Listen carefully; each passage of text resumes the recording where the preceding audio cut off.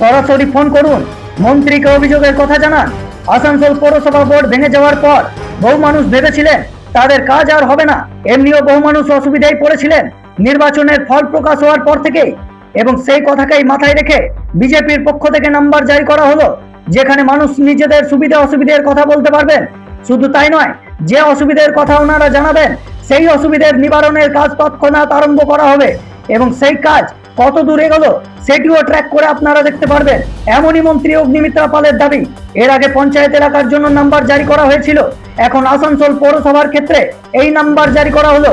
কিরকম অভিযোগ জানাতে পারবেন, কি কি বিষয়ের উপর ধ্যান রাখা হয়েছে, কিভাবে এই কাজ হবে, বিস্তারিত শুনুন মন্ত্রী অগ্নিমিত্রা পাল কি বলছেন। আপনাদের সমস্যার কথা আমরা শুনবো, তার সমাধান করব, আমরা লিখে নেব আপনাদের প্রবলেমের কথা। একদিন হোক, দুদিন হোক, যেভাবে যত তাড়াতাড়ি আপনার সমস্যার সমাধান করা যায় আমরা সেই চেষ্টা করব, এবং সমাধানটা হওয়ার পর আমরা আপনাদেরকে মেসেজও পাঠাবো। আপনাদের কাছে একটি মেসেজ যাবে যে আপনার যে সমস্যা ছিল সেই সমস্যার সমাধান আমরা করে নিয়েছি।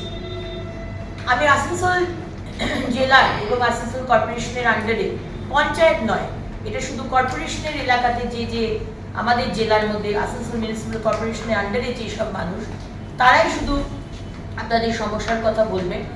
এবং জল পাচ্ছেন না, অবশ্যই জানাবেন। আপনার রাস্তা খারাপ রয়েছে, অবশ্যই জানাবেন।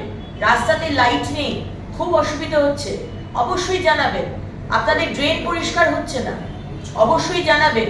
ইললিগাল বাড়ি তৈরি হচ্ছে আপনার বাড়ির সামনে বা আপনার পাড়াতে, আপনার মনে হচ্ছে সেখানে কোনো পার্টিশন নেই, অবশ্যই জানাবেন। জলা জমি রয়েছে, জলাশয়, সেগুলোকে বুঝিয়ে বাড়ি করার চেষ্টা করা হচ্ছে, অবশ্যই জানাবেন। ফ্যাক্টরি হচ্ছে, সেই ফ্যাক্টরিতে যে পলিউটেন্ট বা ধোঁয়া, সেগুলো কোনো প্রিকশন নেওয়া হচ্ছে না, ধোঁয়া বেরোচ্ছে, মানুষের অস্বস্তি হচ্ছে, শরীর খারাপ হচ্ছে।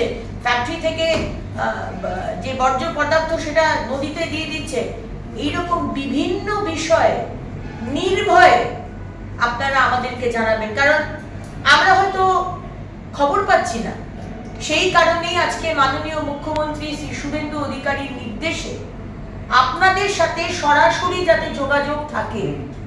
আগের অনেক সরকার এসেছে গেছে, কিন্তু মানুষ কিন্তু সরকারের সাথে কথা বলতে পারেনি, যোগাযোগ করতে পারেনি।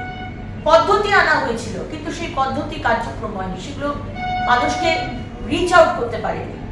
আমরা কিন্তু চেষ্টা করছি যাতে আপনাদের এরকম প্রতিদিন, আজকে যেরকম আসানসোল মিউনিসিপ্যাল কর্পোরেশন হচ্ছে, সপ্তাহে 3 দিন, মঙ্গলবার, বৃহস্পতিবার, শনিবার, 3 দিন আমরা কিন্তু অবশ্যই 3টে ডিফারেন্ট কর্পোরেশনের সাথে আমরা কথা বলবো।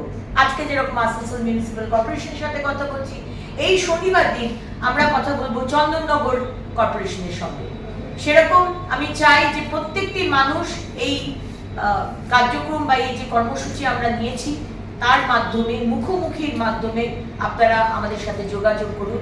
বিশ্বাস রাখুন, আমাদের সরকার, মাননীয় মুখ্যমন্ত্রী শুভেন্দু অধিকারীর সরকার সব সময়তে আপনাদের পাশে আছে। আজকে যারা যারা আমাদের সাথে যুক্ত হবে তাদেরকে আগে থেকেই অনেক ধন্যবাদ জানাই, এবং আমার দপ্তরের সমস্ত যারা আধিকারিকরা রয়েছে তাদেরকেও ধন্যবাদ এবং কৃতজ্ঞতা জানাই। নমস্কার। প্রত্যেকটি সংবাদের সত্যতার খোঁজ, প্রশ্ন আপনার, খবর আমার। ব্যুরো রিপোর্ট, টাইমস নাও, আসানসোল।